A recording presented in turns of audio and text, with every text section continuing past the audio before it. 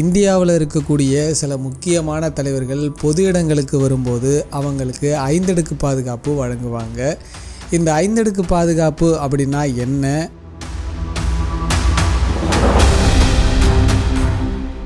இந்த 5 அடுக்கு பாதுகாப்பு வளையத்துக்குள்ளே இருக்கக்கூடிய ஒரு தலைவர்கள்கிட்ட சின்ன குண்டூசி கூட நெருங்க முடியாது அப்படின்னு சொல்கிறாங்க. அதையும் மீறி யாராவது அச்சுறுத்துகிற வகையில் அந்த தலைவர்கள்கிட்ட நெருங்கினாங்கன்னா அவங்க கெதி என்ன ஆகும்? வான்வழியிலிருந்து தரை வழி வரைக்கும் என்னென்ன மாதிரியான பாதுகாப்பு பணியெல்லாம் இந்த 5 அடுக்கு பாதுகாப்புகளில் கொடுக்கப்படுது? இந்த பாதுகாப்பு பணியில் ஈடுபடக்கூடியவங்கெல்லாம் யார் யார்? அப்படி ஈடுபடக்கூடியவங்கெல்லாம் எந்தெந்த பாதுகாப்பு வளையத்துக்கு கீழே வேலை பார்ப்பாங்க அப்படிங்கிறத பற்றியும்,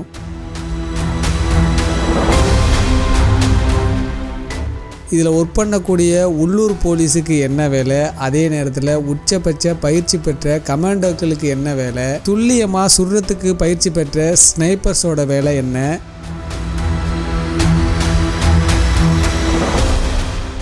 அதே மாதிரி இதில் ஒர்க் பண்ணக்கூடிய கமாண்டோக்கள் தான் கையில் வச்சுருக்க கருப்பு கலர் சூட்கேஸில் என்ன வச்சுருப்பாங்க, கமாண்டோக்கள் எப்போவுமே கருப்பு கலர் கண்ணாடி அணிஞ்சிருக்காங்களே அதுக்கான காரணம் என்ன?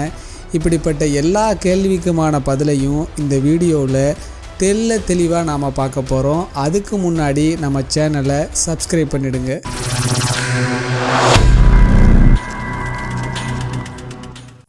முதல் அடுக்கு தலைவருக்கு பக்கத்திலேயே இருக்கக்கூடிய பாதுகாப்பு வளையத்துக்கு பேர் தான் முதல் அடுக்கு. இந்த முதல் அடுக்கு பாதுகாப்பு வளையத்துக்குள்ளே ஒர்க் பண்ணக்கூடியவங்கெல்லாம் யார் யார் அப்படின்னா, ராஜீவ்காந்தி தாக்குதலுக்கு பிறகு 1988 உருவாக்கப்பட்ட பிரதமருக்காகவே ஸ்பெஷலாக உருவாக்கப்பட்ட SPG special production group, operation blue star சம்பவத்துக்கு பிறகு 1984 உருவாக்கப்பட்ட என்எஸ்ஜி நேஷனல் செக்யூரிட்டி கார்டு, இவங்களோட சேர்த்து சிறப்பு பயிற்சி பெற்ற கமாண்டோக்கள், இவங்க எல்லாரும் தான் இந்த பாதுகாப்பு வளையத்தில் ஒர்க் பண்ணுவாங்க. இவங்களோட வேலை என்னன்னா 360 டிகிரி கண்காணிப்பு. ஒரு தலைவர் இருக்கக்கூடிய இடத்துலேருந்து 360 டிகிரி எப்பவுமே கண்காணிப்போடையே இருந்துக்கிட்டே இருப்பாங்க. அதுக்கு அடுத்ததாக தான் உயிரை கொடுத்தாவது தலைவர்களோட உயிரை காப்பாற்றுறதுங்கிறது இவங்களுடைய தலையாய கடமையாக இருக்குது. தலைவரோட பாதுகாப்பை உறுதி பண்ணுறது தான் இவங்களோட வேலையே.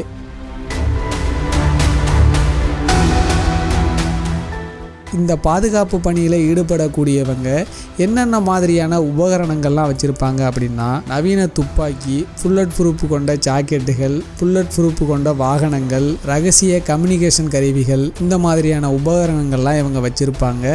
அங்கே இருக்கக்கூடிய கமாண்டோக்கள் எப்பவுமே ரகசிய குறியீடுகளை பயன்படுத்தி தான் பேசுவாங்க. அதுக்கான காரணம் என்னென்னா, கமாண்டோக்கள் இன்னொரு கமாண்டோக்கிட்ட பேசும்போது எதிர்த்தாப்பில் இருக்கிறவங்க அது என்ன பேசுகிறாங்க அப்படிங்கிறத தெரிஞ்சிக்கக்கூடாது அப்படிங்கிறதுக்காக இவங்களுக்குன்னே ஸ்பெஷலாக ரகசிய குறியீடுகளை வச்சு பேசிப்பாங்க. வேறு என்னென்ன மாதிரியான பாதுகாப்பு உபகரணங்கள்லாம் இவங்க பயன்படுத்துவாங்கன்னா, பாதுகாப்பு கவச குடை. எப்போவுமே கமாண்டோக்கள் தான் கையில் ஒரு குடையை வச்சுருப்பாங்க. நீங்கள் கவனிச்சிருக்கலாம்.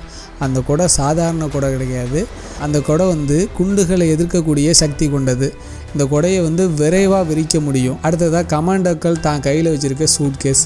இந்த சூட்கேஸில் என்ன இருக்குன்னா, குண்டுகள் துளைக்காத சுவற்றை உருவாக்கக்கூடிய மடக்கக்கூடிய ஷீல்டு இருக்கும். அதில் டக்குன்னு எங்கே இருந்தாவது துப்பாக்கி சூடு நடந்ததுன்னா அந்த நேரத்தில் அந்த கமாண்டோக்கள் கையில் வச்சுருக்க சூட்கேஸை விரித்தாங்கன்னா அது ஒரு ஷீல்டு மாதிரி ஓப்பன் ஆகி எதுக்க வரக்கூடிய ஆபத்தை தடுக்கக்கூடிய செயலை செய்யும். இன்ட்ரோவில் நாம் பார்த்தோம் இல்லையா, கமாண்டோக்கள் கருப்பு கலர் கண்ணாடி எதுக்காக அணிஞ்சிருக்காங்க அப்படிங்கிறத பற்றி தெரிஞ்சுக்கலாம் அப்படின்னு.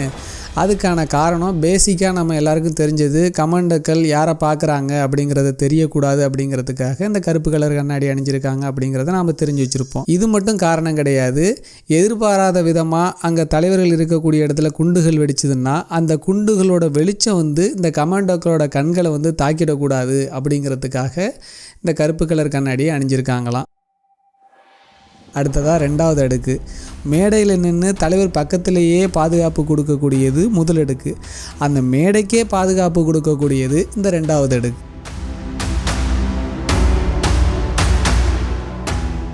இந்த 2வது அடுக்கில் யார் யாரெல்லாம் இருப்பாங்கன்னா பயிற்சி பெற்ற போலீஸ், கூட்ட கட்டுப்பாடு அனுபவம் உள்ளவர்கள், SSW அப்படின்னு சொல்லப்படக்கூடிய சிறப்பு பாதுகாப்பு பிரிவு. இது மாநில போலீஸோட ஒரு சிறப்பு பிரிவு. இவங்க எல்லாரும் தான் இந்த பாதுகாப்பு வலயத்தில் இருப்பாங்க. சரி, இவங்களோட வேலை என்ன?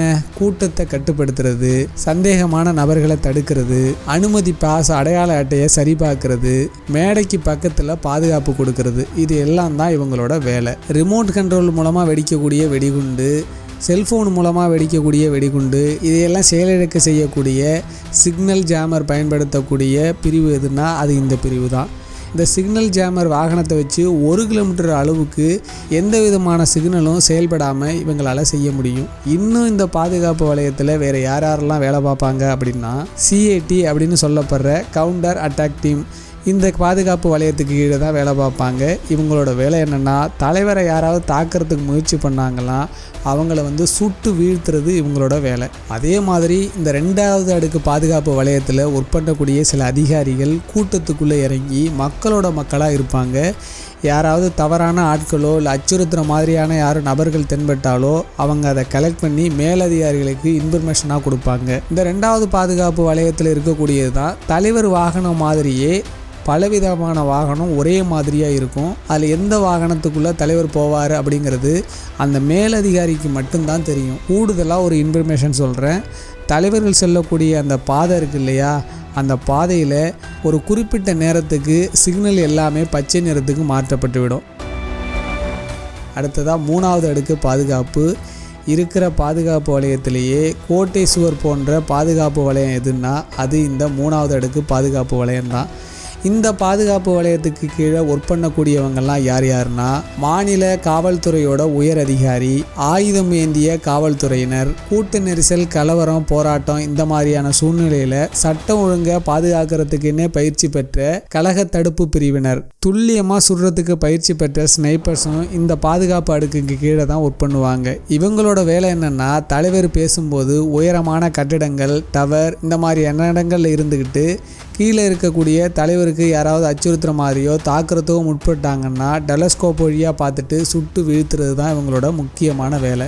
மெட்டல் டிடெக்டர் மோப்பனாய் மூலமாக தலைவரை பார்க்க போகக்கூடிய விஐபியாக இருந்தாலும் சரிதான், இல்லை சாதாரண மக்களாக இருந்தாலும் செக் பண்ணி தான் இந்த பாதுகாப்பு வலயத்தின் வழியாக அனுப்புவாங்க. இந்த பாதுகாப்பு வலயத்தில் தான் 0 டிராஃபிக் ஏற்படுத்துவாங்க. 10லேருந்து 15 நிமிஷம் தலைவர் செல்லக்கூடிய பாதையில் 0 டிராஃபிக்கை ஏற்படுத்துவாங்க. அடுத்தது 4வது அடுக்கு. தொழில்நுட்பங்களை பயன்படுத்தி பாதுகாப்பு கொடுக்கக்கூடிய பாதுகாப்பு வலயம் எதுன்னா இந்த 4வது அடுக்கு பாதுகாப்பு வலயம்தான்.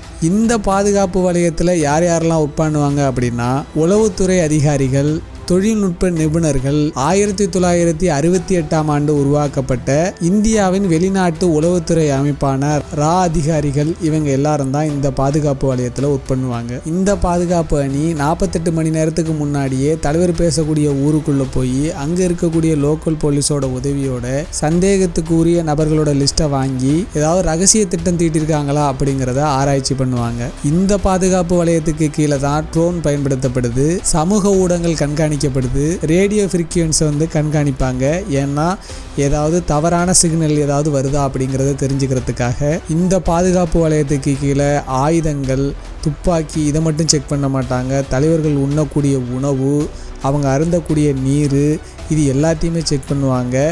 அதே நேரத்தில் தலைவர்கள் இருக்கக்கூடிய இடத்தினுடைய காற்றையும் செக் பண்ணுவாங்க, ஏதாவது விஷவாயு இருக்கா அப்படிங்கிறத தெரிஞ்சுக்கிறதுக்காக. இந்த பாதுகாப்பு குழுவை சார்ந்தவங்க தான் தலைவர்கள் செல்லக்கூடிய பாதைகளில் ஏதாவது அசம்பாவிதமாக நடந்ததுன்னா அந்த நேரத்தில் மாற்று பாதையை ரெடி பண்ணி வைக்கக்கூடிய வேலையை இந்த குழுவை சார்ந்தவங்க தான் செய்வாங்க. அடுத்ததாக 5வது அடுக்கு. தலைவர்களுக்கு வழங்கப்படக்கூடிய பாதுகாப்பு அடுக்குகள்லேயே மிகவும் உயரமானதும் ரொம்பவும் வெளிப்புறமானதுமான பாதுகாப்பு அடுக்கு எதுன்னா அது இந்த 5வது பாதுகாப்பு அடுக்கு தான். இதில் யாரெல்லாம் ஒர்க் பண்ணுவாங்க அப்படின்னா மாநில போலீஸ், போக்குவரத்து போலீஸ், வான்வழி பாதுகாப்பு குழு, தொலைதூர கண்காணிப்பு குழு, இவங்க எல்லாரும் தான் இந்த பாதுகாப்பு வலயத்தில் ஒர்க் பண்ணுவாங்க. இந்த வான்வழி பாதுகாப்பில் ஈடுபடக்கூடியவங்கெல்லாம் எங்கெங்கே இருப்பாங்க அப்படின்னா குன்றுகள், டவர்ஸ், உயரமான கட்டிடங்கள் இந்த மாதிரியான இடத்துல தான் இருப்பாங்க. இந்த வான்வழி பாதுகாப்பில் ஈடுபடக்கூடியவங்களோட முக்கியத்துவம் என்னென்னா கீழிருந்து பார்க்க முடியாததை கூட மேலிருந்து பார்த்து துல்லியமாக தெரிஞ்சுக்க முடியும். அப்படிங்கிறதுனால தான் இந்த வான்வழி பாதுகாப்புங்கிறது ரொம்பவே முக்கியமானதாக கருதப்படுது. இந்த வான்வழி பாதுகாப்பு முறையை சார்ந்தது தான் இந்த ஹெலிகாப்டர் கண்காணிப்பு டீமும். மிகப்பெரிய தலைவர்கள்லாம் உரையாற்றும் போது பார்த்தீங்கன்னா மேலே இந்த ஹெலிகாப்டரில் வந்து வட்டமிட்டுக்கிட்டே இருப்பாங்க அங்கேயும் இங்கேயும். இந்த வான்வழியில் தடை செய்யப்பட்ட பகுதிகளில் சின்னதாக ஒரு ட்ரோன் கேமரா சுற்றினா கூட இந்த ஹெலிகாப்டர் டீம் என்ன பண்ணுவாங்கன்னா சுட்டு வீழ்த்திடுவாங்க. எனிவே எனக்கு தெரிஞ்சதை உங்ககிட்ட நான் ஷேர் பண்ணியிருக்கேன். உங்களுக்கும் இந்த 5 அடுக்கு பாதுகாப்பை பற்றி தெரிஞ்சதுன்னா நீங்களும் கமெண்டில் பதிவிடுங்க. நானும் இன்னும் என்ன தெரியணுமோ தெரிஞ்சுக்கிறேன். அதே நேரத்தில் நான் சொன்ன தகவல்கள் ஏதாவது தவறாக இருந்ததுன்னா அதையும் கமெண்டில் பதிவிடுங்க. அடுத்தடுத்த வீடியோக்களில் சரி பண்ணி சரியான முறையில் வீடியோவை நான் உங்ககிட்ட கொண்டாந்து சேர்க்குறேன். நன்றி.